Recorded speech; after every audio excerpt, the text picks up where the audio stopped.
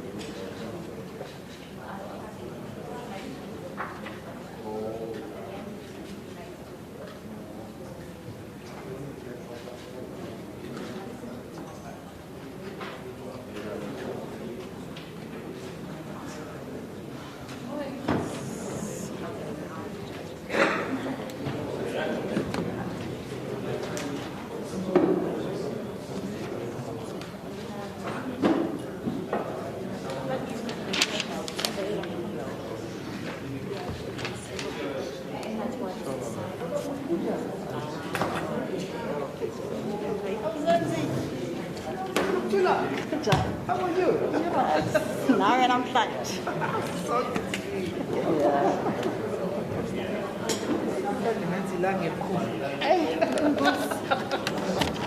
ngandazela ukuthi yonke ihambe ngabekho abangizana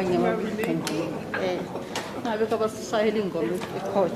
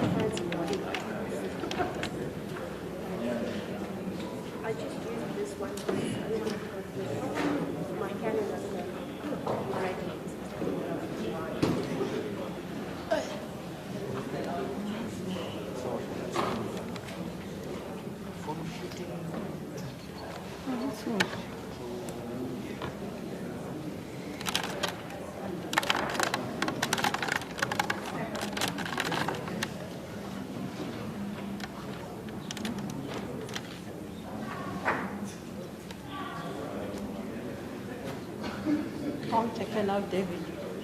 David. Oh, yeah, that's why I'm going to the children. I'm going in and I'm going to highlight this light. But let's up there like that's enough. Very good pass. I'm not sure.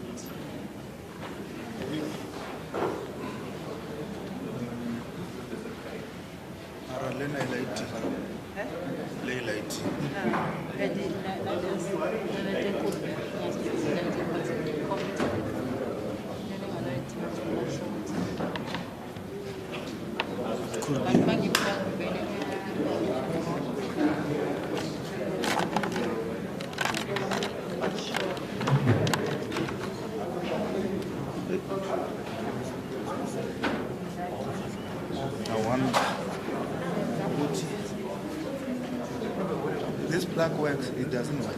Okay. Yes, because one. You're on. But I'm so sorry, my attorney is.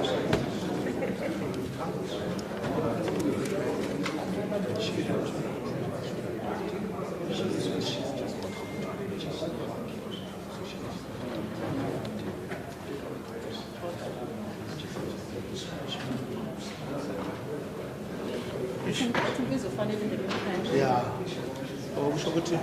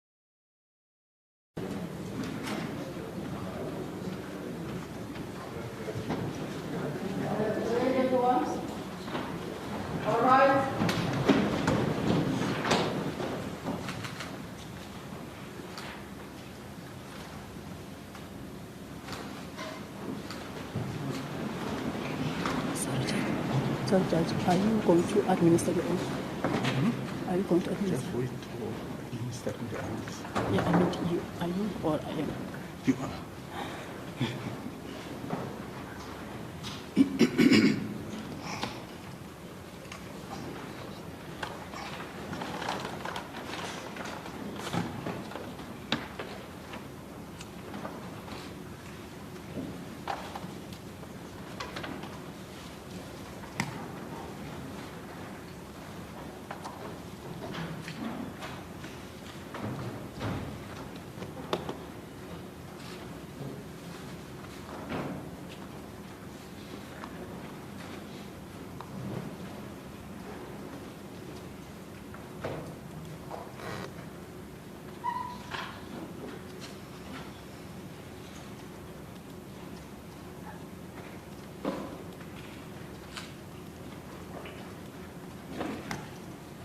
Right. Good morning, Mr. Kasiboto.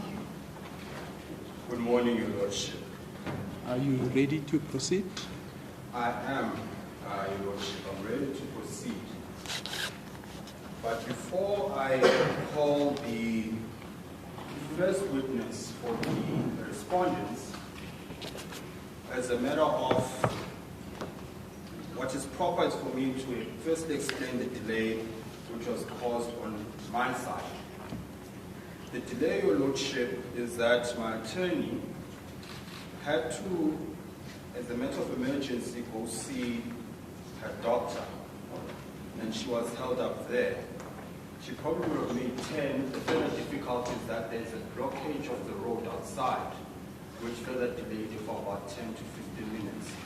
I wish to register that and apologize to this court for that inconvenience.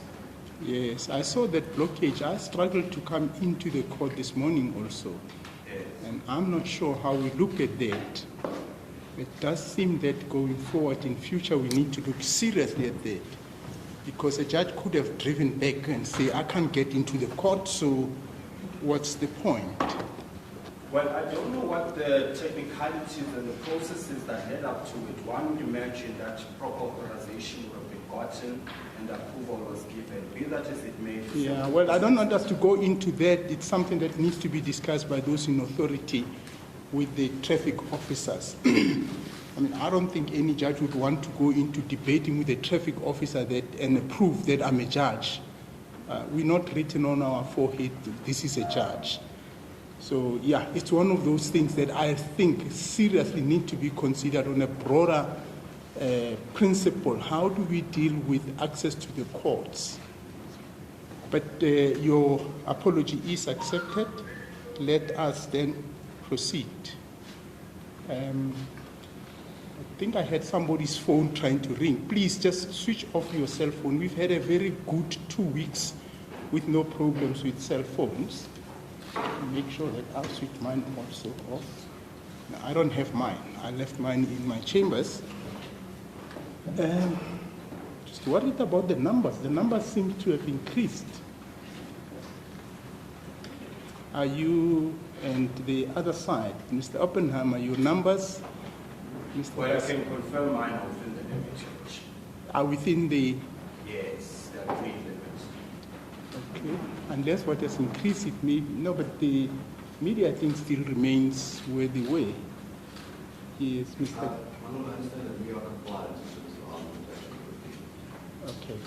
Maybe because the court has, the numbers has not been. In any case, I see here it's written the maximum capacity for this venue is 51. And I think throughout the week we've been getting less than 30, less than 25. So probably that's why the numbers are, or the court appears like that.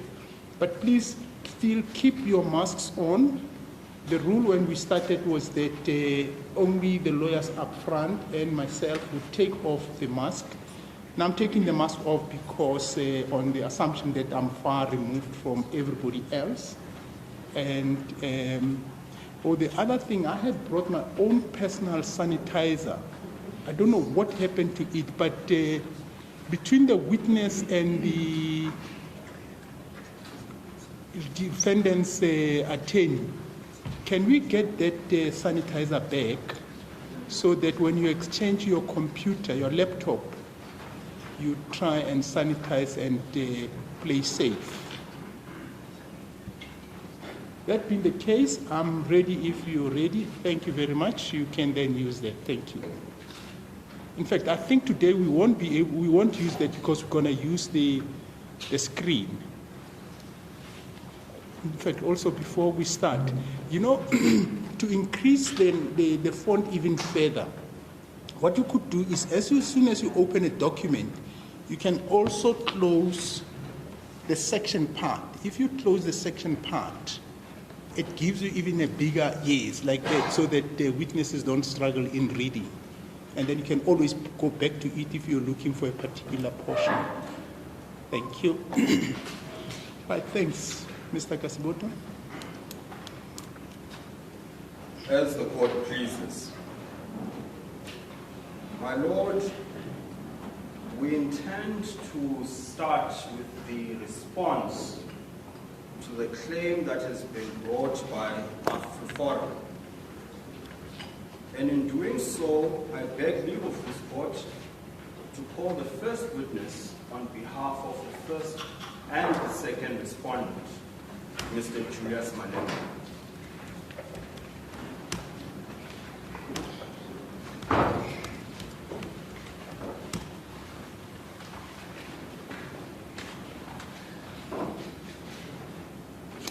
Good morning, Mr. Malema. Can you administer the Morning. Julius Sello Malema. Do you have any objection to this call? No. Do you say that evidence about the case that you the court has the sorry or has a So help me God. Thank you, Mr. Malema. You may be seated. Just my usual protocol. I just don't like this thing of people's surnames not being properly spelled, and I've taken a policy stance on it. Malema is spelled as M-A-L-E-M-A for the record. Thank you.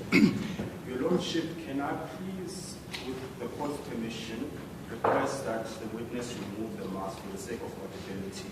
Yes, that's fine. You can remain seated. It's fine.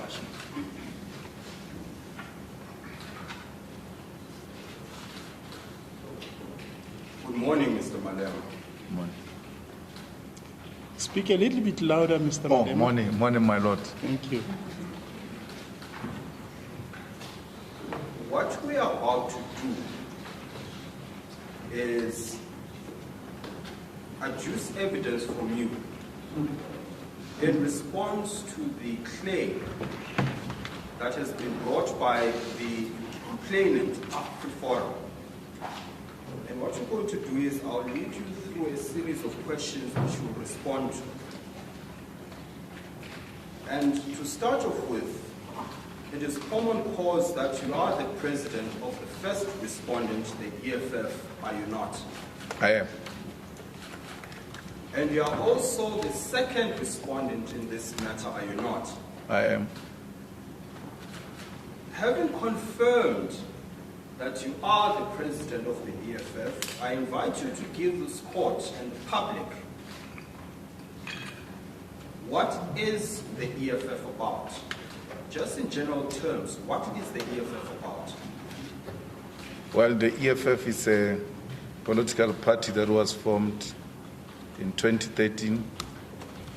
It was formed by the like-minded who wanted to pursue the struggle for economic emancipation, because 1994 ushered in political freedom, and therefore there is a need to continue the struggle for economic emancipation.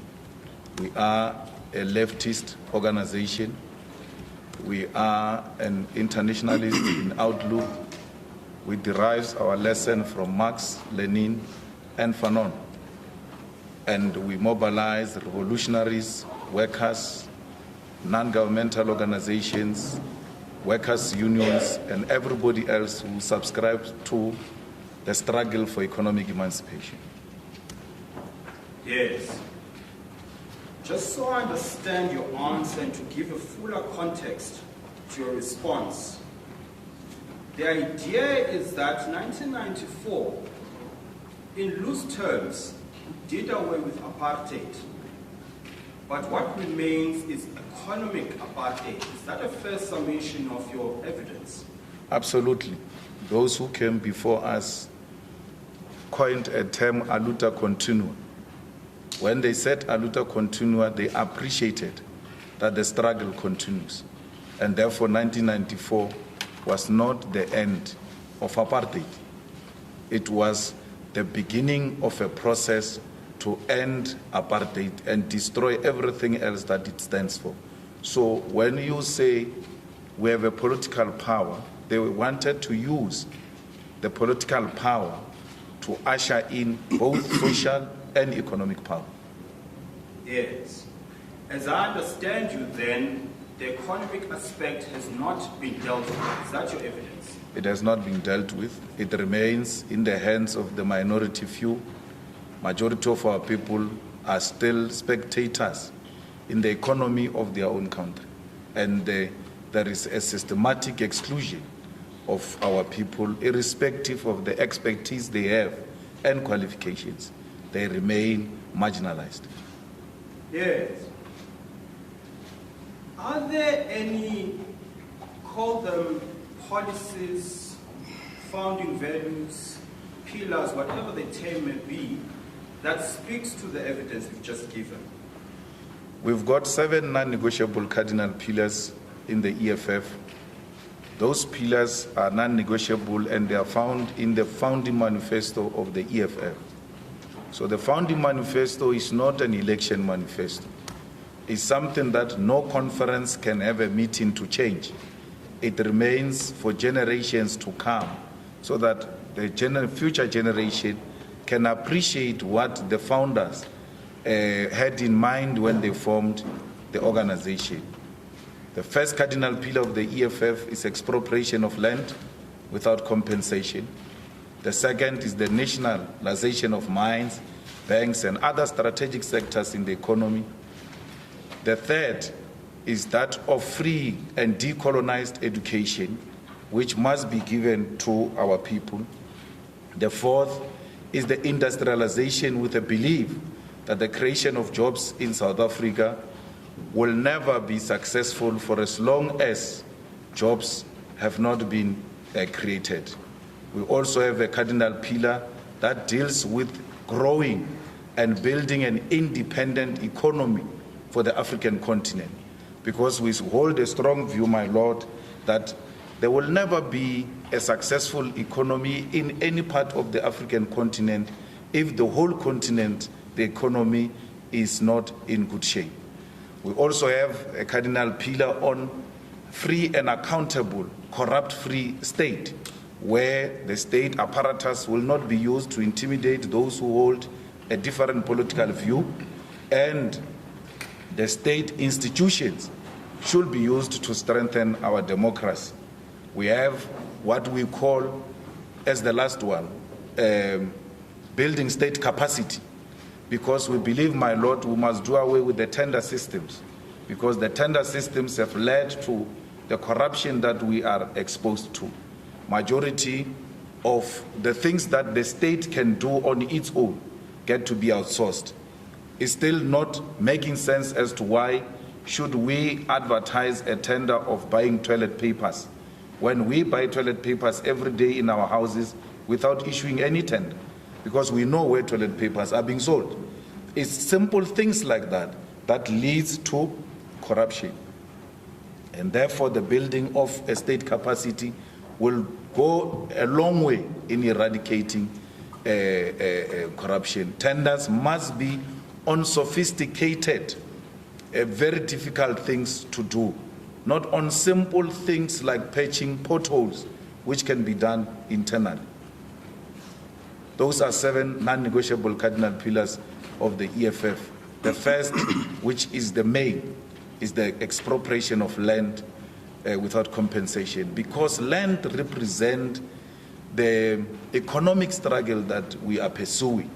Land is fundamental in a sense that when the colonialists and the settlers arrived here, they took our land by force. We remain a conquered nation for as long as we have not reclaimed the land and returned it into the hands of the rightful owners. So the land represents the wealth and the land that was taken. So when we say we want to expropriate land without compensation, amongst other things, we demand our cattle, because they took cattle, they took livestock, they took arable, fertile land. We don't want a rotten land. We want prime land in the hands of the people. And that you can restore it in the hands of the people by giving it to the state. The state become the custodian of the land. In that way, no single individual owns the land. All of us go to the state and make our ideas known to the state as to what do we want to do with this land. So someone says it means we're not going to be owning our own houses. That is vulgarizing the whole point. Because even where we own our houses now, we still go to the state to issue a permission, and that permission is called a title deed. So still state in a privately owned arrangement, the state plays a role. The water that we drink today is state owned. But no one has ever woken up in the morning and say, today I feel less ownership of my water because it's state ownership. We all drink the water freely. And we never felt like we are less owners of the water because the water is owned by the state. The mineral rights were owned, my lord, by private companies before 1994. Those mineral rights were put under the state as a custodian of mineral rights. Today, the same Anglo-American which owned the rights must now go and apply from the state to get a permission to mine our mineral rights. Investors, Anglo-American, all of them, you can think of them. They've never once said, we feel less owners of the mines because we get a permission or a license from government. Why can't we do the same with the land? That we give the land to our people through the ownership of the state, and all of us go and state our case. Sure. Now, I've drawn a couple of indicators from your answer, and I want to zone in on a couple of them, just for the sake of emphasis. The first you suggested is that land is fundamental because it speaks to the whole concept of the economy. Am I capturing you correctly? Absolutely. What that means to me, correct me if I'm wrong, I'm just drawing conclusions from what you said. If I understand you correctly, then you're suggesting the idea of land reform and land justice is not limited to the question of land for its own sake, but there are economic aspects that flow from that issue. Is it not so? Absolutely. And you say land represents wealth. What do you mean by that? Land comes with everything. There is nothing that you can do without the land. Whether you want beautiful beaches, you want the land. Whether you want to industrialize, you want to mine, you want to develop property, you need the land. Land is everything. Hence, when they arrived here, they didn't take anything. The first thing they took is the land through the wars of dispossession. So they had an appreciation that if they take the land, everything else will fall into place. Yes. Have you, as the EFF, come across, you give the correct term if I'm using wrong ones, I'm just drawing from what you've said. Have you come across systems, establishments, call it what you want, that are hindrance to that ideology? Well, the white monopoly capital and the ANC government are part of the establishment which wants to undermine the struggle for economic emancipation. White monopoly capital in a sense that They are the dominant owners of the means of production, and at the center of that is the land. And they will never agree that they must release the land into the hands of all. Our struggle is a struggle to get a white Afrikaner working class woman owning its own, and the determination of such class is its relationship with the means of production. And therefore, when you are an Afrikaner female who doesn't own a piece of land excluded by Afrikaner males, and you don't own any strategic means of production, you belong to a working class. And therefore, the struggle that the land should be transferred into the hands of our people in this contest for a leftist organization with an internationalist outlook that subscribes to Marx and Lenin, who are white, by the way, will mean that every person, black, white, Indian, or colored, should benefit from the ownership of strategic means of production in South Africa. Yes. Now you've alluded to the question or the concepts of establishment and system. What do those concepts mean? The white monopoly capital is those who own the monopoly of the economy. They own monopoly industries, they own the land, they own the banks, and they own anything that you can think of strategically in the economy. Then the ANC government has been reduced to the manager of the affairs of the state on behalf of the ruling class, which is the white monopoly capital. Let me understand. And therefore, the sensitivity of being white and not listening to the rest of the sentence is actually naive. That when we say white monopoly capital, because I'm white, they mean me. You'll have to work very hard. It goes beyond the skin color, Papa. So it's not that every white person owns in the economy of South Africa. There are a lot of them, especially the white females, who are excluded from the ownership of anything strategic in the economy of South Africa. They too remain victims of their white counterparts who are refusing to allow them participation in the economy of South Africa. So let me understand.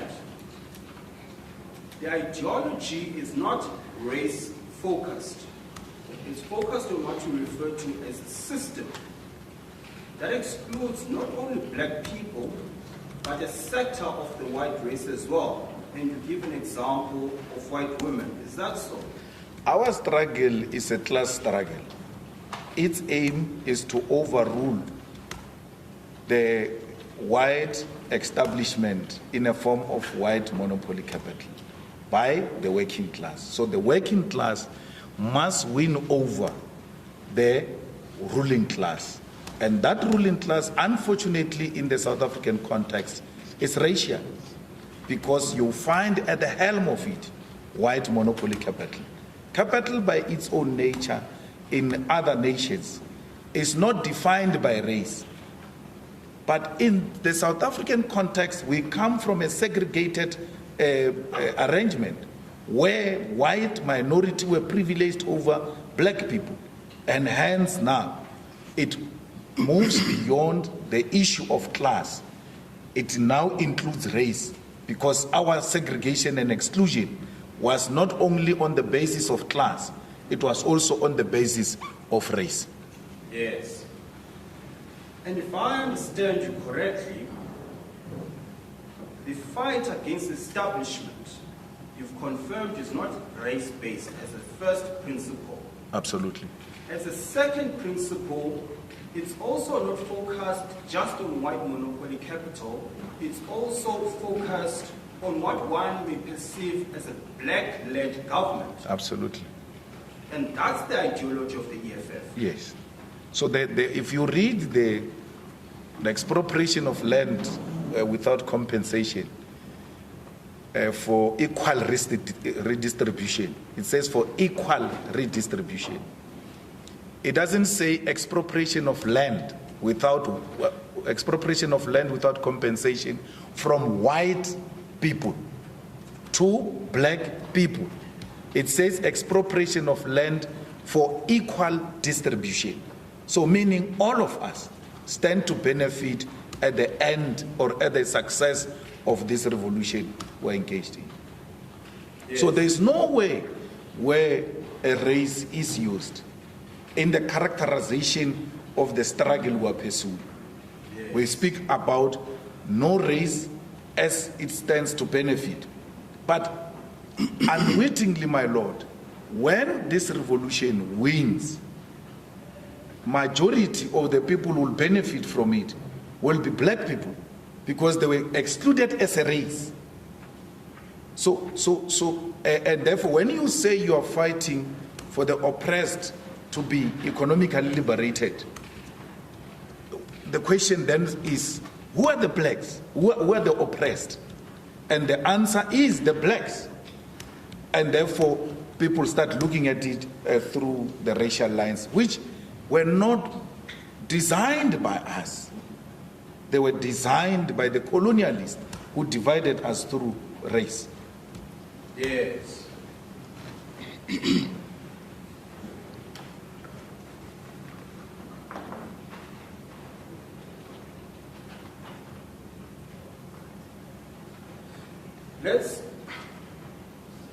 Sorry, I just want to finish this pause.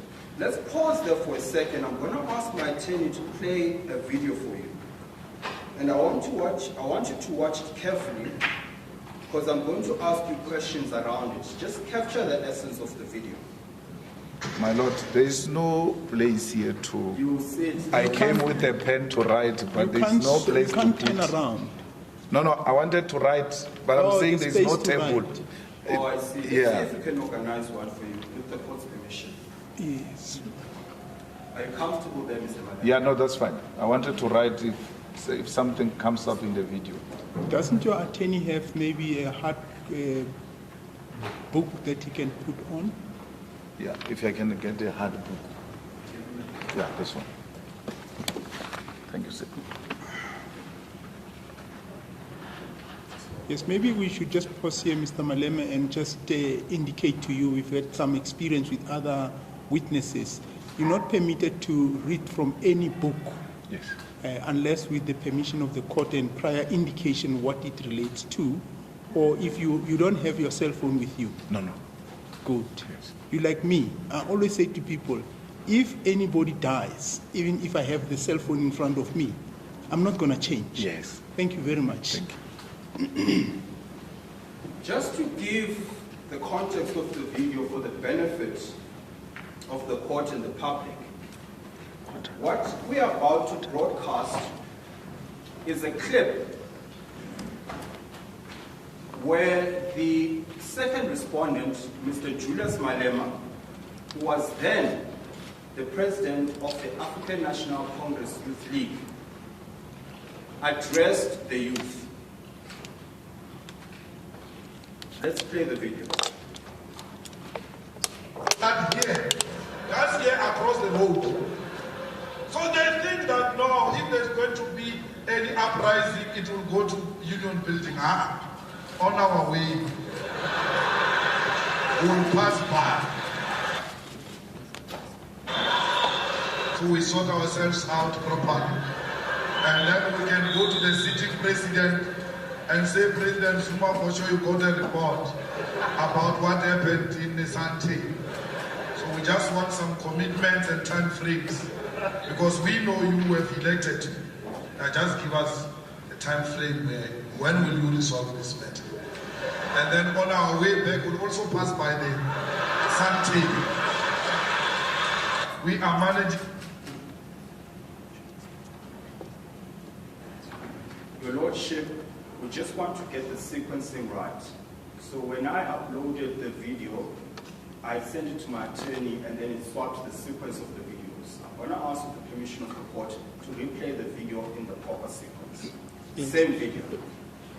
But Mr. Kasiboto, if I could just come in here, This is the video that relates to the case that was finally heard by Justice Lamont. Or does it fall beyond that period? Well, the video speaks to the ideology of the second respondent himself. Okay. It has nothing to do with that case. It's not about the song as such. It's about No. It's okay. unrelated. Okay.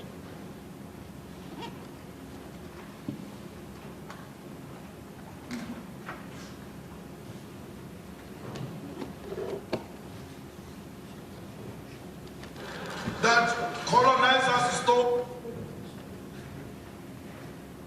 us. That colonizers stole the land. It's them who told us. We get this from all these leaders of the ANC. Today they are in government, of course we understand they may try to be diplomatic. But you taught us that colonizers stole the land. And when you steal, you commit a criminal activity. And once you commit a criminal activity, you are a criminal, you must be treated as such. That's what we learned from them. They can disassociate with it today, we understand.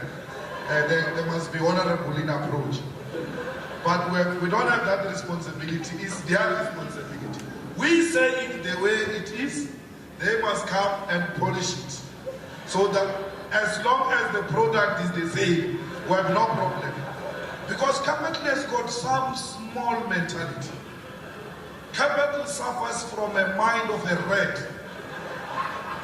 They think if there's going to be an uprising, it's only the ANC which is going to be overthrown. They don't know that we'll start with them. Here in Santiago. Our people will just walk from Alexander, just across the street, open the fridge, and just mess themselves with cheese and everything else they find that. Before we even reach Union Building, we'll start here. We'll now play the second part of the same. Start here. That's here across the road. So they think that no, if there's going to be any uprising, it will go to Union Building. On our way, we'll pass by. So we sort ourselves out properly. And then we can go to the sitting president and say, President Zuma, for sure you got a report about what happened in Sante. So we just want some commitments and time frames. Because we know you have elected. Just give us a time frame where, when will you resolve this matter?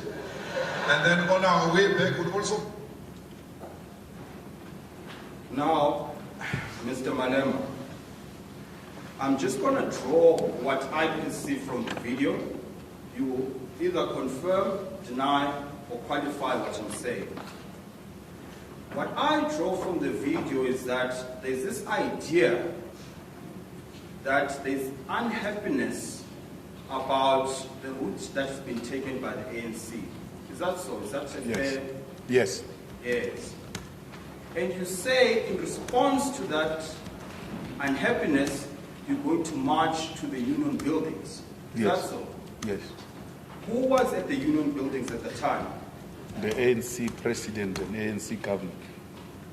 Were you the member of the ANC at the time? Yes. In fact, you were the leader of the Youth League, were you not? As president of the Youth League. Yes. So your attack in this specific circumstance is in relation to the ANC itself. Well, I'm saying to the leadership of the ANC that if we cannot resolve the problem of land ownership in South Africa and usher in economic freedom, there will be an unled revolution in South Africa. An unled revolution is anarchy. And anarchy is the highest state of disorder. So it means that people rise on their own, my lord, and they've got no leadership. And when they attack, they will attack without any discrimination. When they go past Sandton, as they take the cheese, they will not discriminate as to whose house is this. Actually, we who stay in Sandton now black people are going to be the victims of such an unled revolution, because they will see us as people who have sold them out. They will see us as people who have abandoned them and joined the elite in the suburbs. And therefore, it is not in anyone's interest to keep the land ownership in the hands of the few, to keep the economy in the hands of the few. We have a situation here, my Lord, where the rich have become more richer and the poor have become more poorer. And when you use just such words, it's when you try to be polite. But in the real meaning of things, it means whites have become more richer and blacks have become more poor.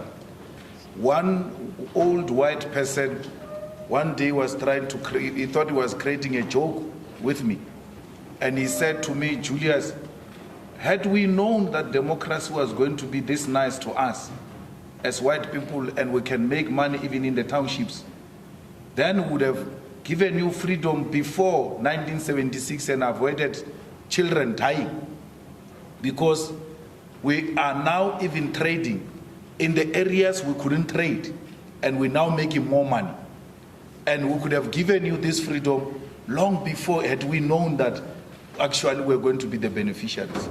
He was insulting me because we thought it was going to benefit us, but they became the beneficiaries more than the oppressed. Yes. With that being said, let's now zone in onto the impugned song, which is the subject matter of this trial. Did you observe the videos that were presented by the complainant showing you singing and chanting? Yes. From your viewing of those videos, did you sing "Kill the Boer"? No. I think you've got the wrong man. I didn't sing "Kill the Boer." Very well. Even in the videos that they have presented before my Lord, not a single video shows me singing "Kill the Boer." So I think they are looking for a wrong person. Yes. But let's try and deconstruct the song anyway. And the song in question I'm referring to is "Kill the Boer." Yeah. Do you know where it started? No. Did you start the song? No. How did you know of the song? Well, I sang the song. I was taught the song when I was very young. I joined the struggle when I was 9 years. Part of what they did to us, my Lord, was to try and teach us struggle songs. Our job in the Young Pioneers, they will take us, teach us struggle songs. They will give us some wooden guns to teach us how to hold a gun, how to shoot. They will also teach us the martial drilling, crowd control.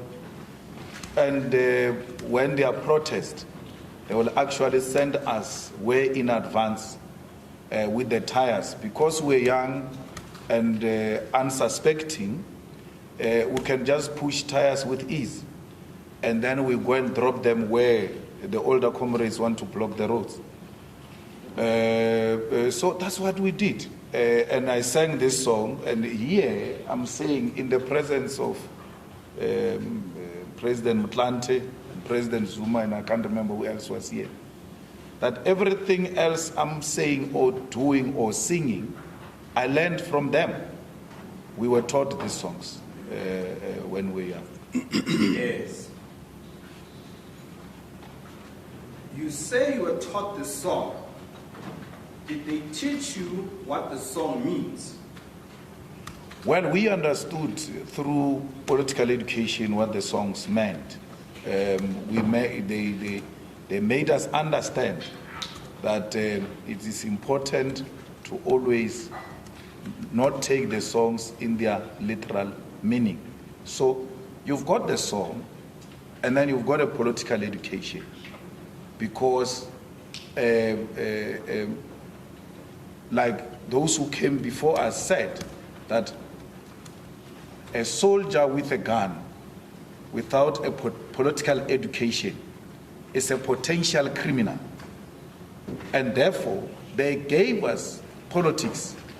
And it is through those political education that we understood that the songs referred to the system of oppression.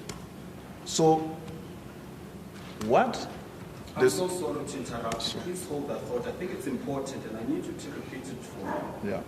You're saying the song was directed and meant towards a system. Is that what you're saying? Absolutely. A system of oppression. So anything that symbolized the establishment at the time, my lord, when black police drove into black townships with police vans, we used to run and say, there comes the Boers. But there were no Boers in the vans. It was black police. So anything that symbolizes the system was referred to as Amapun. So, and that's how we always understood these things to be referred to. Yes. And you've alluded to my next part of the question. In the song, Kill the Boer, what does Boer mean? Well, a Boer will mean a farmer to us, because farmers are the face of land dispossession. So if you take a farmer and you take the land question, you give the land question a face, and that face becomes a farmer. But the struggle, why the farmer, is the struggle of the land. And the person who represents the land dispossession is the farmer. And that's what Amabunu, farmer, will always be used interchangeably.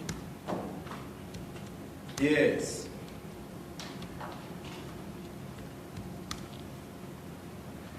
Let's pause for a second there. But do you know that today, and it has always been the case, that to show that the concept Boer or white or Mlungu does not refer necessarily to a particular race. Today, my lord, if you are rich and you employ people, in my language, they say to you, hey, white man, even when you are black, because whiteness represents the ownership. So a person who says to me, Luhua or white person. Do you mind allowing your lordship? I think he's inundated with something for a second. Sorry? You cover. No, I'm fine. I'll indicate if I need to slow down. Okay. Yes, please make so the point again. If a person says to you, Luhua, right? You can't say to a person, no, don't call me a white person. You understand the context it is used in. And that's how those who are black and being called Luhua or a white person, or Mlungu, they even call you Mlungu, because you are the owner of a farm, or you are the owner of a shop, or you are the owner of a restaurant, and your employees refer you as such, because that's what came to be the face of the ownership of the economy. Yes.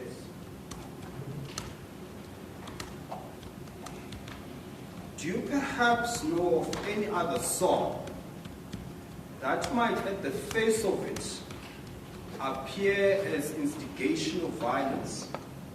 But once you see it, because you've alluded to the question of understanding songs within a context, is there any other struggle song you can think of where on the face of it, it appears as instigation or incitement, but once you understand the context, it means something else?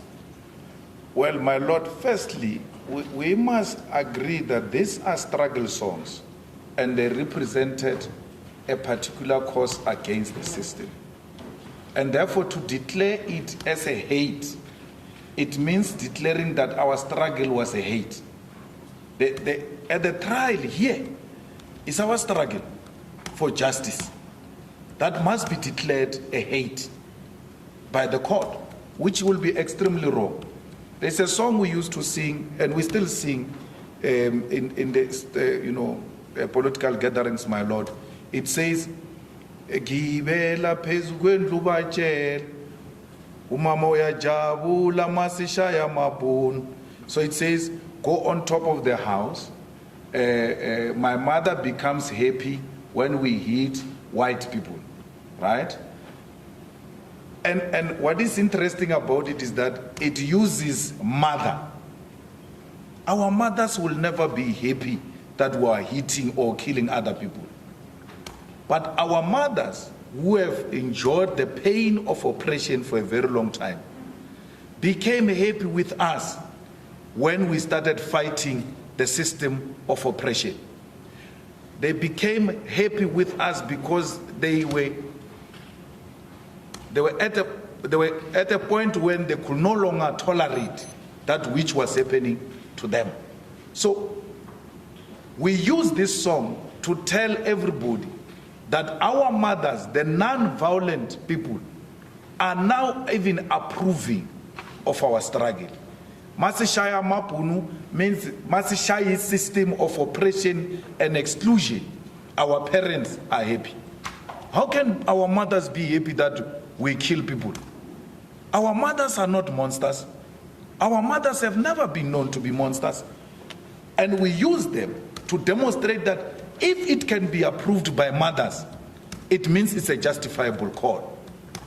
We don't use the father figure in that song because the father ordinarily, and because of masculinity, is associated with violence.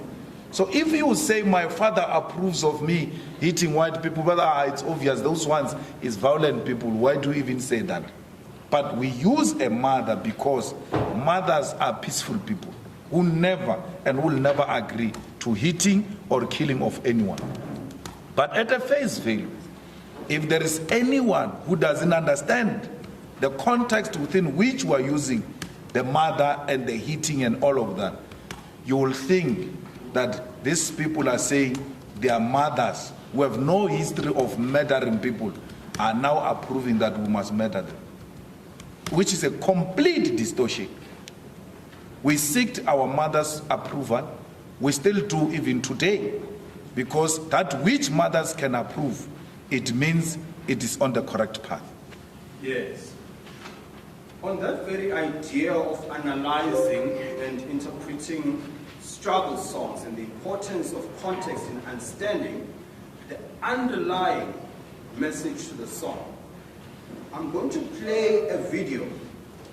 Just to give context to the video again, what will be broadcast is a clip of the former president, Mbeki, addressing the Truth and Reconciliation Commission, explaining the meaning of the song Kill the Boer.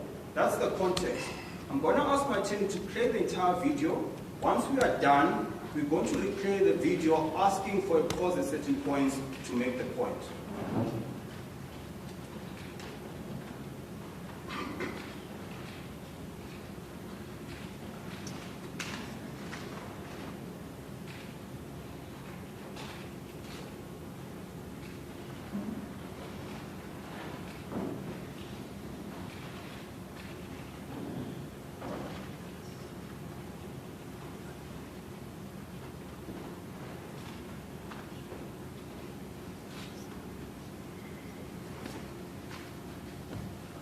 My apologies, my lord, we seem to have connectivity issues again.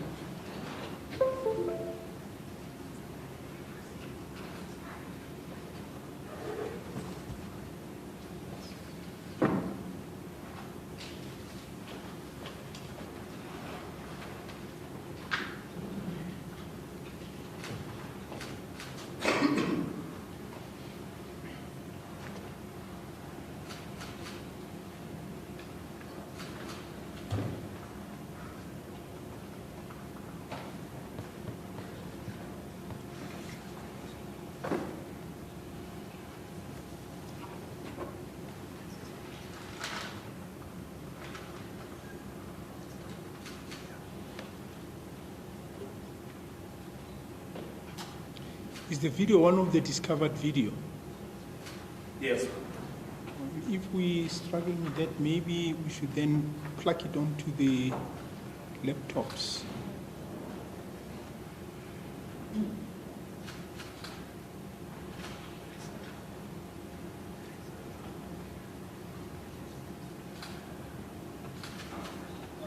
Perhaps let's do this, my lord. We'll come back to this point once we've dealt with the technical issues.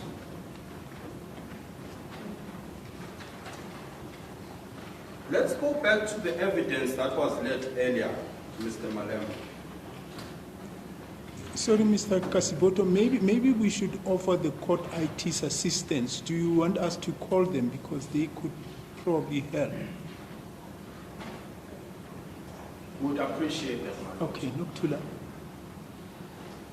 Noktula. Can you call the IT to come in? Thank you.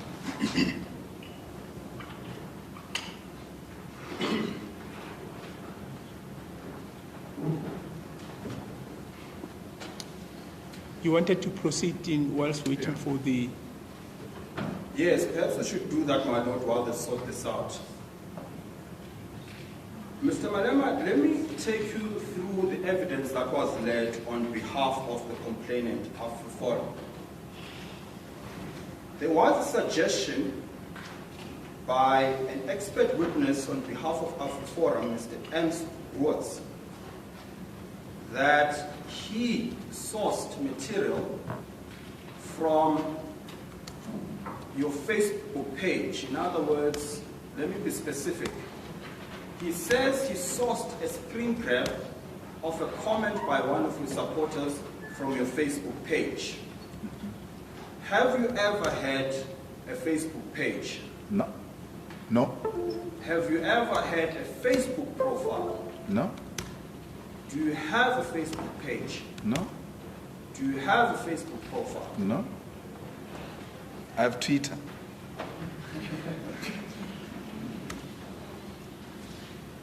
What was also suggested by the same witness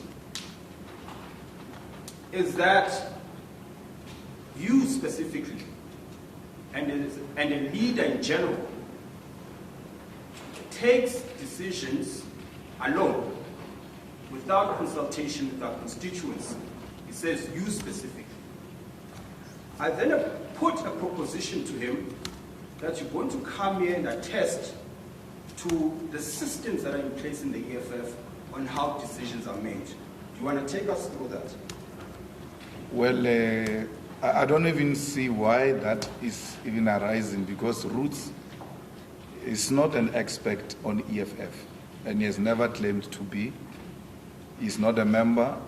He will never be a member. He doesn't qualify because he's a racist, and the EFF doesn't accept racists as its members. And therefore, he can't even have a claim of any sort when it comes to EFF processes. The EFF, my lord, a member joins with 10 rand for 2 years and is issued with a membership card, and that member then participates in the branch. A branch must have 100 members for it to elect its own leadership. The member will belong there, and they will discuss issues affecting society and the EFF at the branch, which will ultimately lead to the regional People's Assembly, where branches of the EFF in Johannesburg or a particular region come together in a conference to discuss issues of the EFF and elect their own leadership and take their own resolution. It will happen with the province and ultimately what we call a National People's Assembly, where more than 4,000 delegates come together to discuss issues affecting society, to receive a report from the president, the secretary, and the treasurer, and also elect members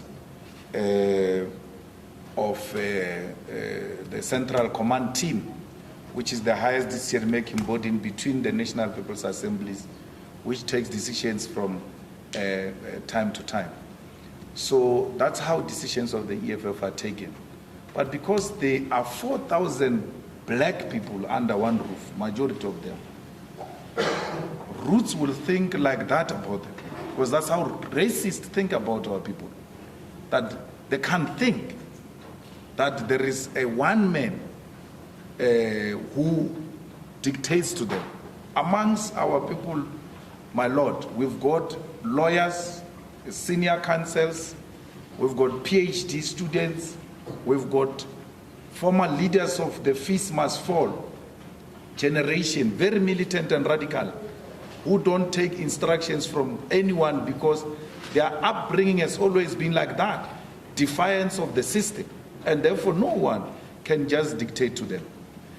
These are critical thinkers. The EFF prides itself that of all political parties, the EFF thrive through superior logic. And that superior logic cannot come from one individual. It will be ideas of the best of the best. So roots will not have that appreciation because the black people roots know the first black person he saw is a domestic worker in his house when he grew up. The second black person he saw was a security guard at the gate when he got out. The third black person he saw was a cashier at the shop owned by white people. The fourth black person he saw was the cleaners where he went to school. Those are the blacks he has had an interaction with. And he thinks of us like that because that is his exposure to black people. And therefore always characterizing us as non-thinkers, as baboons, as people who can't think. That's why if they hear a leader says, kill the Boer, they can go into the house and take machete and go and kill people. Because these are non-thinkers. That's how they view us, that's how they characterize us. It's unfortunate that we find ourselves in a society where we coexist with such people who look at us and who think of us like that. We don't think like that about them. Our leaders never thought of like that about them. Despite the fact that they engaged in genocide of black people when they came here, despite conquering us in the wars of dispossession, despite killing kids in 1976 and in the 80s, we don't think of them like that. We never thought of them like that, but they think like that about us. That's very bad.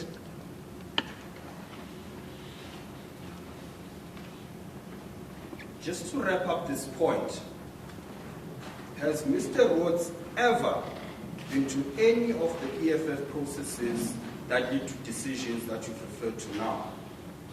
No, he has never been. Let's then revert to the video I wanted to play earlier. I understand now it is on screen, it's available. Just to give the context again for the benefit of the court. It's a clip of the former president, Mr. Mbeki, giving evidence at the Truth and Reconciliation Commission. Firstly, I'll play it in full, it's about 3 minutes long, and then I'll ask you to play it again with interruptions.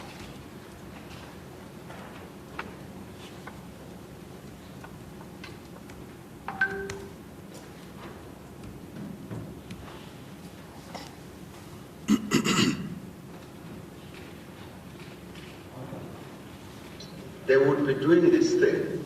It's not a statement. You see, part of the problem with this is that somebody who comes from outside of that African culture interpreted it. And indeed, when you then write there, Peter Mkaba said, kill the Boer, kill a farmer, he didn't. In the sense of a statement which represents policy. And it would not have been taken as a statement that represents policy. So there's no ANC policy which says kill a farmer, kill a Boer, and all that. But there would be a magwitch of all sorts. You have a Zulu song, not quite a Gwijo, but it's traditional songs.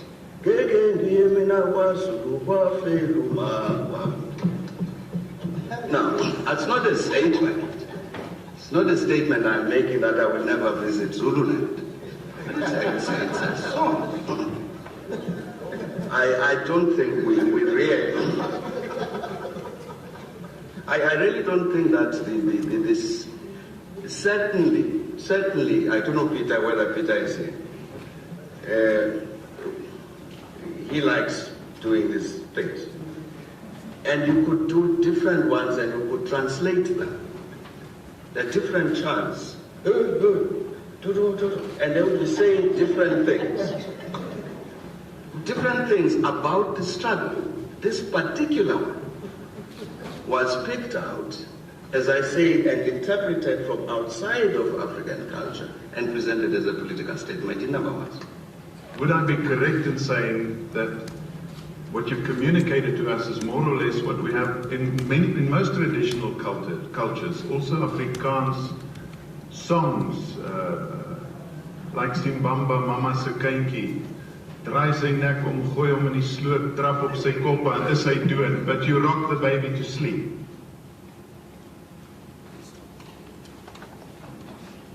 Now, I'm going to replay that video, and this time I'm going to ask for your comment at every pause, Mr. Mandela. Perhaps I should have the laptop, so I'll just activate pause as I find. Yeah. They would be doing this thing. It's not a statement. You see, part of the problem with this is that somebody who comes from outside of that African culture interpreted it. And indeed, when you then write the Peter. Now, did you hear the statement? Yes. Does it align with the testimony you've given earlier? Yes. In literally 2 sentences at most, nothing more. Just capture the idea again. Well, the songs, like former President Mbeki says, they are not taken in a literal meaning. They are understood to be the songs, they are chants that get to be sung in political gatherings for agitation. But, you know, the struggle songs were also used to communicate the difficulty we're confronted with through song. Because we Africans, when we are angry, I'm so sorry. I think you've captured the point, and I really apologize for that. No problem. Kaba said, kill the boer, kill a farmer. He didn't. In the Again, let's stop there. He makes reference to Peter Mokaba. Do you know who Peter Mokaba is? Yeah, I know Peter. I was mentored by Peter amongst many other people. Peter comes from Polokwane.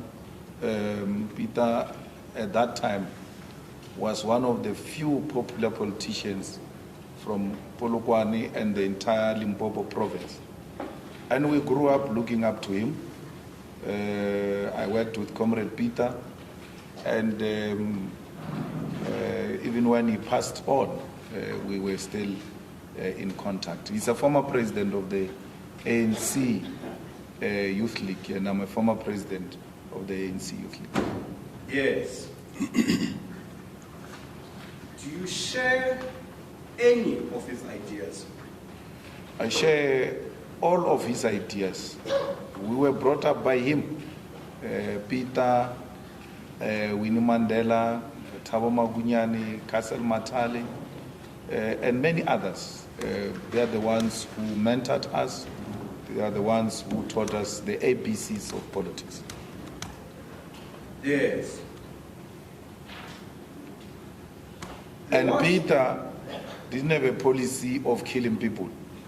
Actually, Peter operated with a lot of white patriots and white comrades in South Africa.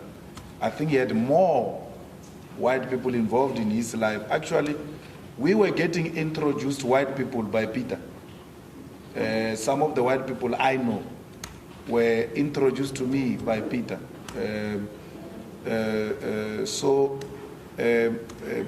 These songs that Peter sang, my Lord,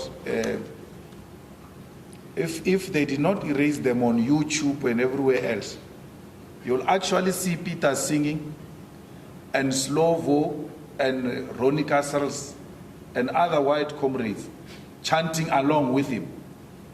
And why would they chant with a person who's calling for their killing? It doesn't make sense. Context matters. It's context. And they understood. That's why they joined the struggle. That's why they could join in the singing of those songs. Because they understood it's not directed at their skin color. Okay. Now, you might have been at the sauna, you might not have been. You might have been watching, you might not have been. There was a point where Mr. Rhodes led evidence about farm murders that happened in the year 1993. Mm-hmm. And I want you to bear in mind the year 1993. Mm-hmm. And what his evidence was a graph. And the graph purported to show the number of farm murders per week in 1993 only.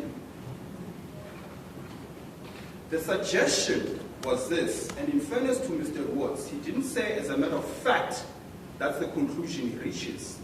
However, he draws inferences that are probable or something along those lines. I might be misquoting him, but the idea is the same.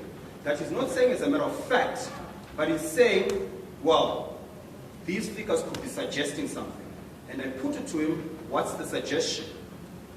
The suggestion went along the lines of, Peter Mukaba sang the song, Kill the Boer. Let's call it week 1. On that week, my memory serves me well, there was just one person that died. The week after, and Mr. Rhodes calls it a spike. Maybe we might have to get into technical definitions of what a spike means. But what you see is an upward movement. So there's a gradient movement, 45 degree of a sort, where there's 3 people, 4 people the next week, 5 people the third week, and then it starts sloping down again. He says that spike, he proposes, not as evidence, but as a suggestion, that it was because of the singing of the song by Peter Mukaba at week 1. Do you have a comment for that proposition? Peter Mukaba, I think, joined the struggle way back, like in the 1970s, 76 in Mankweng Fort, sang the songs, came into prominence late 70s, 80s, but he was more popular in the UDF. It was more popular also towards the late 80s, 85, 86, declaration of the state of emergency, when he got elected president of the South African Youth Congress. Peter sang the song throughout that period until 1993. So Roots, if he wants to be a scholar who came here and he wasted Cost's time to advertise his personal book at the state resources by sitting here and keeping the court busy, promoting a book without thorough research. If he was honest, he should have said to us, Peter Mukaba sang this song so many times. And every time Peter Mukaba sang the song, there was a spike. Not only in 1993, because that type of research is extremely subjective and seeks to favor a certain narrative. Let's do this, my Lord. Peter Mukaba has long died. Peter has long died. The farmers are still being killed today. Unless Ruth says Peter is singing the song from the grave. But farmers are being killed today. Why are the farmers being killed? it's not exclusively farmers. There is a problem of violent crime in South Africa. And farmers are not saved from that. Women are not saved from that. Children are not saved from that. There is a spike in murder in South Africa. There is a huge increase in murder in South Africa. It is not exclusively farmers who are being killed. South Africa, it's a crime scene. We exist in a crime scene. Anyway, if you want to take the farmers and compare them to what is happening in the township and compare them to what is happening to women, it's a drop in an ocean. Our people are dying like flies. But coming back to 1993, that is the year Chris Hani was killed. But before that, from the 90s coming this way, we had a problem of violence in South Africa. Black on black violence. There was political instability. People were killing each other. People were angry. And those who might have resorted to killing farmers as part of the attack that they are attacking the system, it happened in that context. We wanted to kill, by the way, and in a literal sense. They must thank Mandela for a very long time. Because when they killed Chris Hani, all we waited for was a statement from the Commander-in-Chief, President Mandela, saying to us, now let's go for them. Everybody was agitated at that time. I'm so sorry, and I'll take you back. Yes. I just wanted to follow chronology. Yes. You've made reference to Mr. Mandela. Yes. Do you know him as being militant? Very militant. Madiba was the most militant man who, president of the ANC, visited his home at some point and said to Mamwini, you must tell this Walter and Nelson that they don't own the ANC. They were the most militant and radical young people. Madiba, before prison, the ANC NEC used to remind him many times, you are going to die because you are adventurous. They will kill you. Yes. That's how radical he was. Let me understand. He was radical in that sense. Did his radicalism extend to literal military warfare? They also was worse because it formed a military wing. Mandela's Youth League said to the ANC when it got formed, you are a sweetheart organization. We must turn you into a militant organization. They forced the ANC to adopt a radical program of action in 1949 as the Youth League. And that program, my lord, included the armed struggle as one of the 4 pillars of our struggle, which led to the formation of Mkhonto weSizwe. Mandela carried guns, by the way. They are still looking for his gun that he left at Lily's farm. Mandela carried guns for this country to be where it was the first trained combatant of Mkhonto weSizwe. And that's the school and ideology you grew under politically? Yes, those are our leaders. Yes. Your Lordship, I'm minded that it's now 11:30. With that being said, the entirety of my evidence will be summed up as soon as this video finishes. I do not intend to keep you for more than 15 minutes. With the court's permission, can you conclude on the video and then you can start with the cross-examination after the tea break? That's fine. As the court pleases. We will resume with the video where it ended.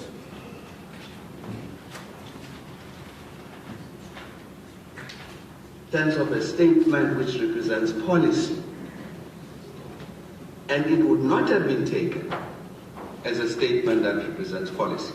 So there's no ANC policy which says kill a farmer, kill a boer, and all that. Now, I understand President Mbeki to be drawing contrasts, and you correct me if I'm wrong.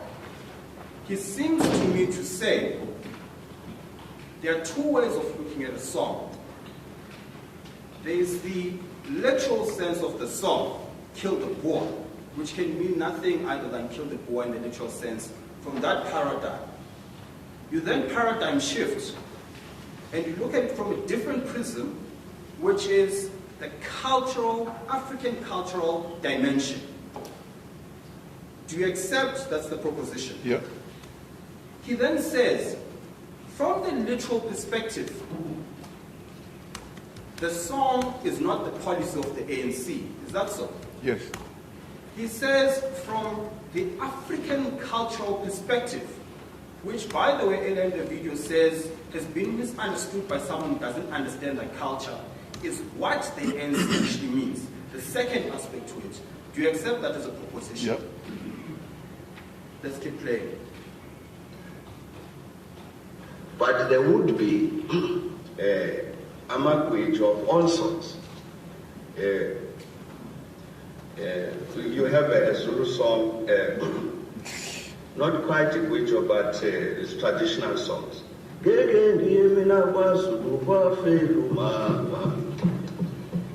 Now, that's not a statement. It's not a statement I'm making that I will never visit Zululand. It's a song. I don't think we really. I really don't think that this certainly, I don't know Peter, whether Peter is here. He likes doing these things. And you could do different ones and you could translate them. They're different chants. And they would be saying different things. Different things about the struggle. This particular one was picked out, as I say, and interpreted from outside of African culture and presented as a political statement in number one. I'm not going to ask you to comment on that. You've had sufficient evidence in respect of what you just said now. What now will come up is the commissioner from the TRC, in response to the evidence that was given by the former president, Mbeki.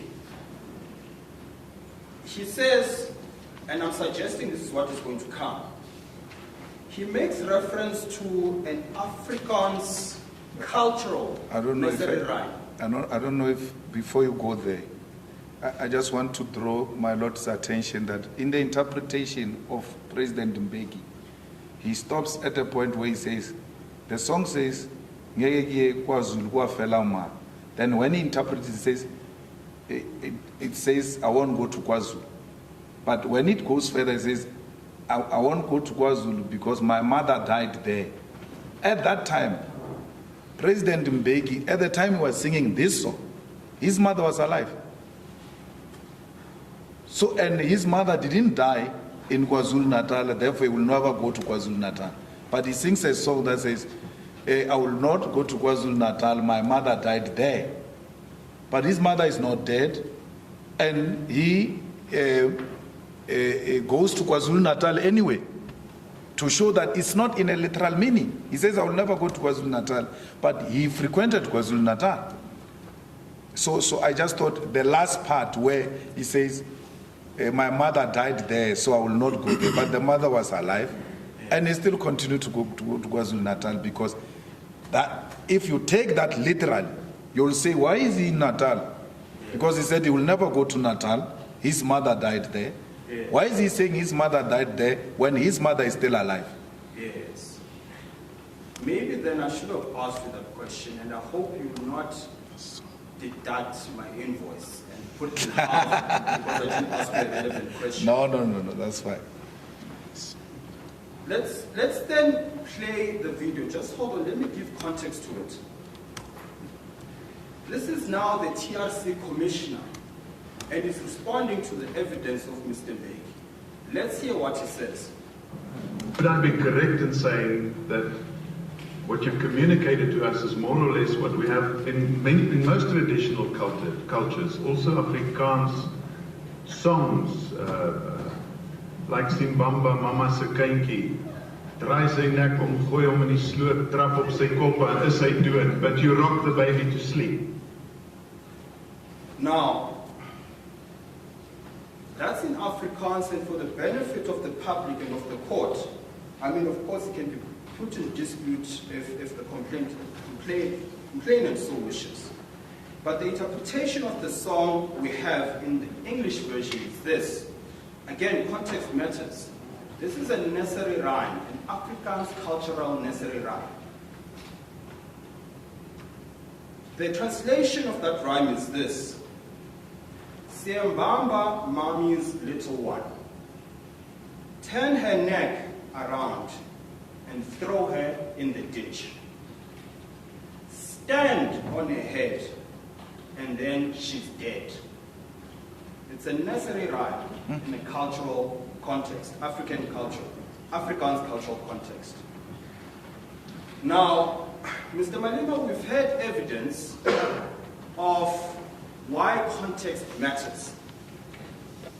And Mr. Mbeki told us why he has an interpretation of Kill the Boer song the way he does. The commissioner responds, interestingly enough, and says, well, sort of like in the Afrikaans culture, where we sing this necessary rhyme, are there parallels to be drawn? And if they are, to what extent? Well, there will be differences in terms of cultures. Because for me, if you say that is what you use to make the baby sleep, it sounds so violent. To even be stand on the neck of the baby, it's a different culture. So, hey, we sing different songs. We don't sing violence to children to make them sleep. So, but that's what they do. There's nothing I can put more to it. But it sounds so violent. And someone can say, let's take the African parents to court because they stand on the neck of children for them to sleep. It can be completely misinterpreted. And when you give it, my Lord, the English version, it can even sound more violent. But when it is used in Afrikaans, and those who know Afrikaans hear it in that language, it may not sound as rough as is now. That's why we grew up being told that you cannot interpret African languages because there's a potential of a distortion there. So it goes into culture as well, which I'm not an expert, but we grew up knowing that you can't interpret African languages because they can be very offensive. You know, there are certain things we say in Pedi, and we're told Pedi can never be vulgar. But if you're to interpret that in English, my Lord will send me down straight to prison. How do you say such things in my court? But if I were to say it in the presence of Pedi elderly people, and I use it there in the correct context. So let me give you an example. There is a saying in Pedi that says, so which means a cow doesn't shit the whole poo. But if I say that to someone, it would be like, what are you saying now? So meaning, you don't have to say the whole thing. You have said enough. You can now stop. So, but if you interpret that, I can say this in a tribal hearing without the chief, without the headman taking offense. Because it is said in that context and they understand and appreciate the language and the culture. But if I come here and say that before my Lord, he will feel disrespected that I use offensive language in his court. That's what interpretation sometimes does to our languages.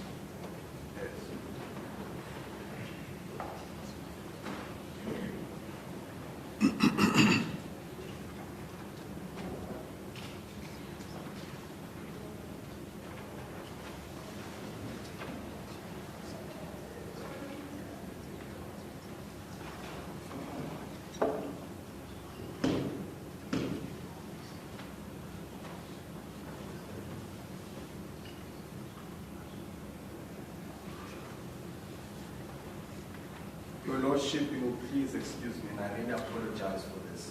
I had my own questions to the witness.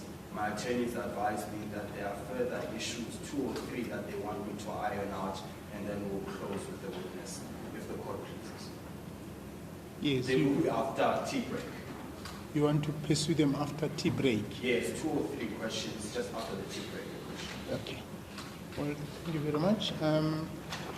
It's now on my watch, I would say 20 to 12. Can we be back by 5 to 12? Thank you very much.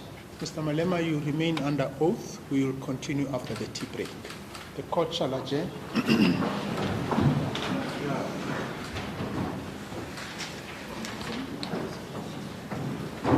Remain under oath means what? I can't touch my phone.